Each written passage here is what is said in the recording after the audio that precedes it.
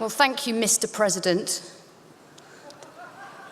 I'm not going to sing or jump out of a cake or anything like that, but thank you so much for that incredibly generous introduction. It's an enormous honour for a humble lawyer to be addressing so many doctors. Goodness me, if any of my Bengali mum were still around, she'd be absolutely delighted. Doctors and lawyers, it's a perfect combination, is it not?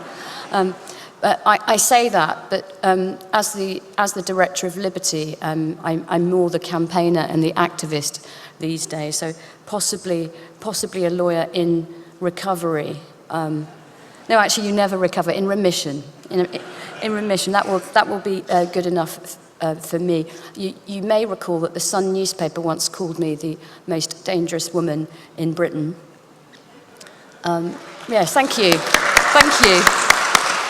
I have to say that the applause for that title get louder the closer you get to the great city of Liverpool.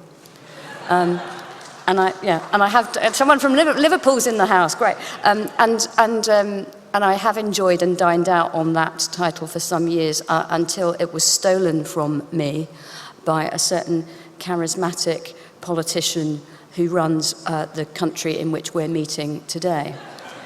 And to add insult to injury, the First Minister is actually younger than me as well, as she is very keen to point out on occasion. You'll recall perhaps being a child and that first moment when the tennis players and the football players and whoever it is that you're impressed by, the gymnasts, are younger than you. And then you get a bit older and it's the policemen and the teachers and, dare I say it, the general practitioners, and now it's prime ministers as well.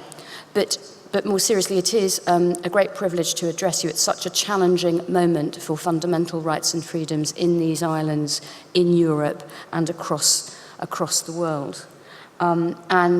My talk is on Liberty. That's the name of my organisation and the name of my paperback, which came out yesterday in direct response to the imminent threat to repeal our Human Rights Act and quite possibly to pull the United Kingdom out of the European Convention on Human Rights, which in my view is an existential threat to human rights in the United Kingdom, and is also a threat to the cohesion of the post-war international human rights framework that gives so much hope to people all over the world.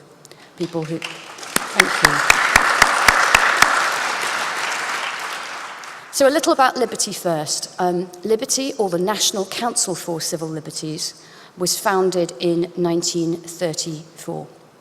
So that's 81 years ago, and the younger members of the audience may feel that 1934 and 2015 are 2 years that couldn't have less in common. And I can take your point to some extent. In 1934, we hadn't discovered DNA, let alone the capacity to take it from people suspected but never convicted of a criminal offence and stockpile it in one of the largest equivalent databases in the world. In 1934, there was no internet. My 13-year-old son finds that impossible to believe, that even in my lifetime there was no internet. So there wasn't the great opportunity that the internet gives for democracy and dissent, but also all the challenges that come with that exciting space.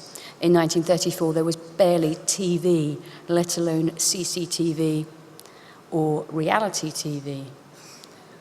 And yet, in 1934, you'll appreciate it was a moment of enormous economic adversity and austerity.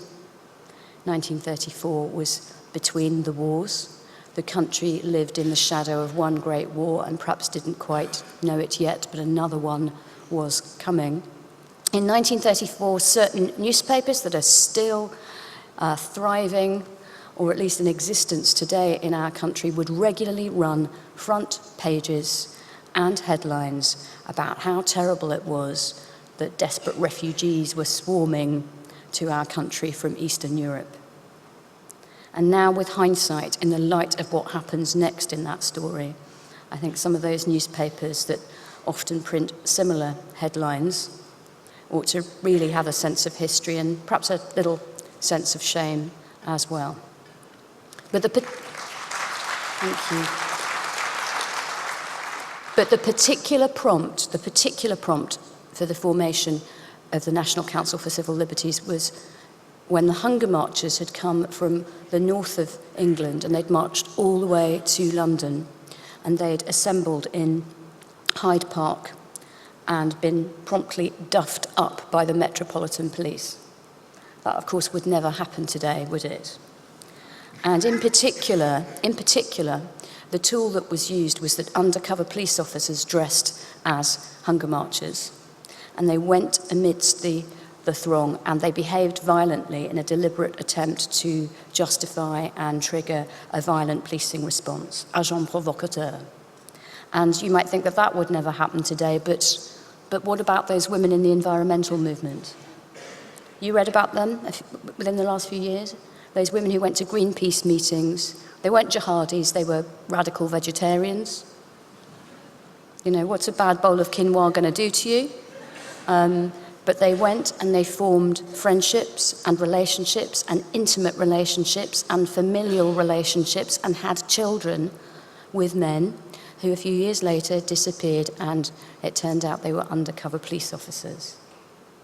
What about my friend Doreen Lawrence, who, out of the most desperate tragedy, forged perhaps the greatest campaign for race equality that this country has ever known? In the beginning, when she was fighting for justice for her murdered son, Stephen, the suspected murderers weren't being investigated, she was. So I urge you to remember that whenever you hear a Prime Minister or a Home Secretary say that the innocent have nothing to fear from blanket and unchecked surveillance and police power. But to fast forward, the next really important moment in our human rights history is the post-war moment. It's that unique moment in human history, considering how difficult it is to achieve international consensus on really important issues. That moment when democratic people, some slightly to the right of the centre of politics, some slightly to the left of politics, representatives of all the great world religions and people of no religious conviction whatsoever, they come together. It's Winston Churchill and it's Eleanor Roosevelt and it's people of that stature and that experience. And they leave us the Universal Declaration on Human Rights and the regional instruments that flow from it, like the European Convention on Human Rights, like the Refugee Convention, which was the world's apology for the Holocaust. And indeed, the European Convention is now, courtesy of the last Labour government, incorporated into our domestic law so that people can get protection and redress without spending 6 years going to Strasbourg. We find that reflection and incorporation in our Human Rights Act, which is now being threatened with repeal. So what's the beef? What's so wrong with human rights? What are these values that people in power find so difficult to stomach? Article 2 of the Convention, the right to life. That's not everlasting life, you understand. That would take a medical miracle, not a legal one.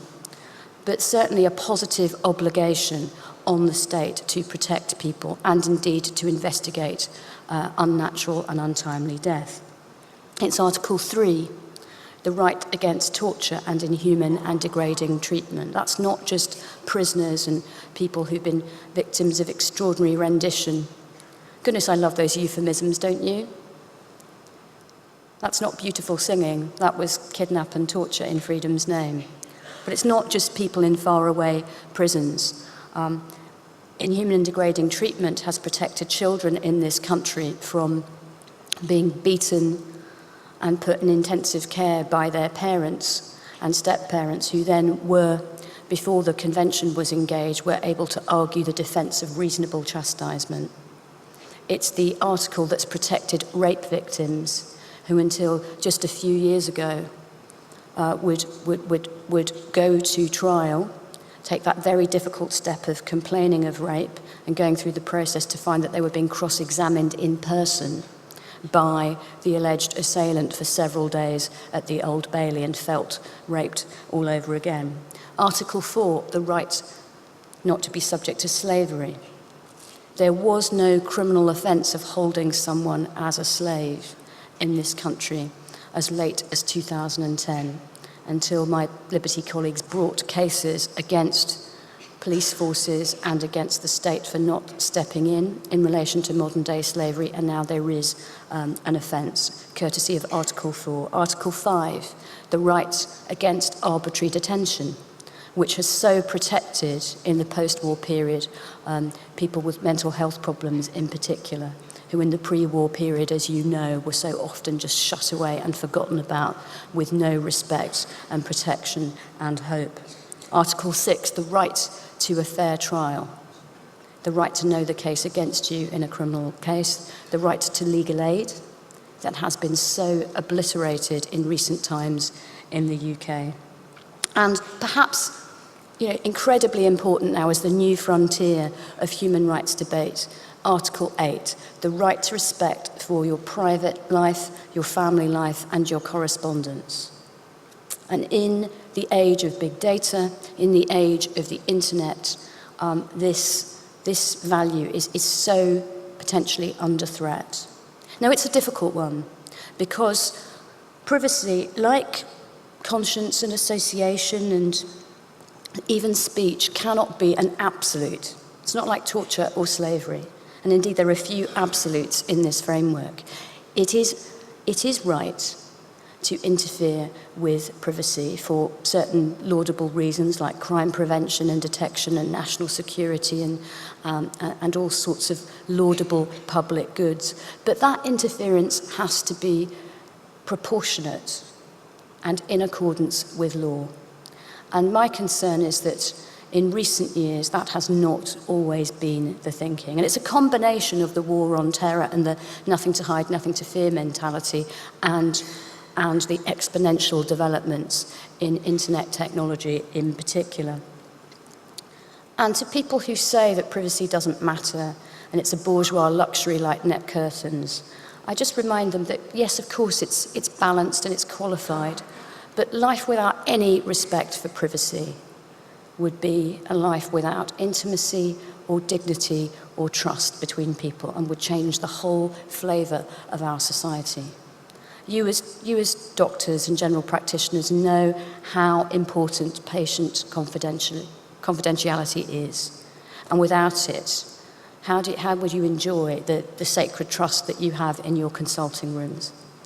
And of course there's been, and there continues to be, massive debates about the secondary use of patient data, and you will have your own views about that, but surely you agree with me that a balance has to be struck, even between research, even between effective health provision and that sacred trust. And similarly, no fair trials without confidential counsel, no free and fair elections without secret ballots, and so on. So privacy does matter, and it's not to be equated with secrecy or lawlessness.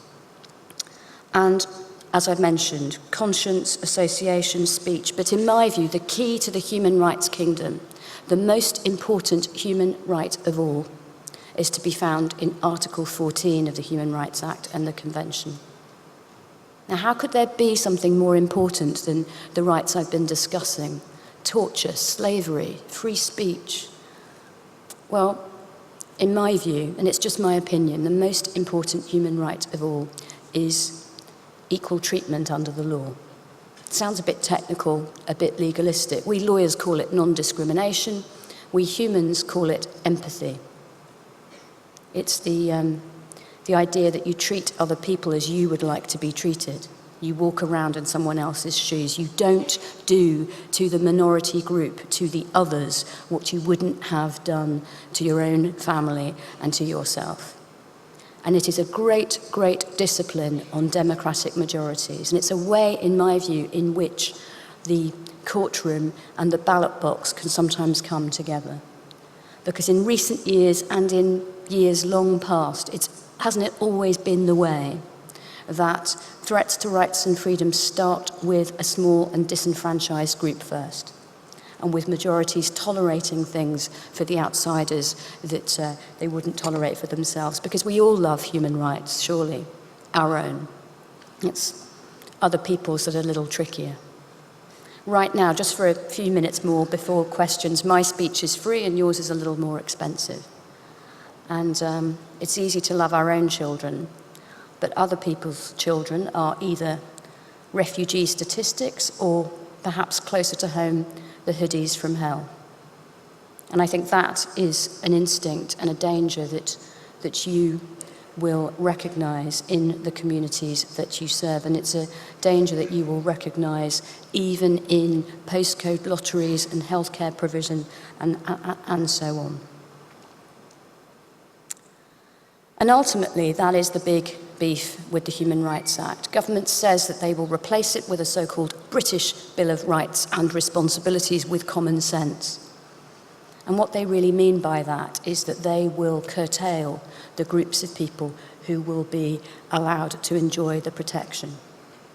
Nothing, or at least less, for foreign nationals.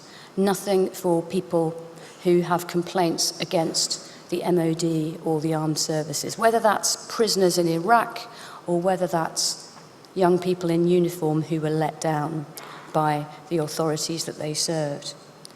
And government says there'll be nothing for unworthy people who've abused their rights. Imagine that as a doctor. Imagine not treating somebody because they were a perpetrator as well as a victim. You must see this complexity all the time. And finally, government has mooted the idea of removing human rights protection in so-called trivial cases. I wonder what that really means. I guess perhaps Rosa Parks should have gone to the back of the bus. I mean, what was her problem? There's plenty of seats at the back of the bus. Or maybe that older person who's neglected in care at the end of their life. They're going to die anyway. And their ill treatment, being left unfed or unwatered or not taken to the loo in the final hours or days of their life, had no causative impact on the eventual outcome. But it was cruel, it was inhuman, it was degrading, but perhaps just a trivial case, though not to the person involved. Eleanor Roosevelt, the grandmother of human rights, said, "Human rights begin in small places close to home, places so small and so close that you will not find them on any map of the world. But this is where the human being exists." And I know that you see that in your work and deal with that every day. And one more quote from the late, great Lord Bingham, Tom Bingham, perhaps the greatest jurist of my lifetime in this country. 6 years ago at Liberty's 75th anniversary conference, he went through the various rights and freedoms in the Human Rights Act, then under threat and now more imminently under threat. And he set them up far better than I ever could, and I just have. And at the end of his remarks, he said this. He said, "Which of these rights would you wish to discard? Are any of them unnecessary, superfluous, un-British? There may be some who would like to live in a country where these rights are not protected.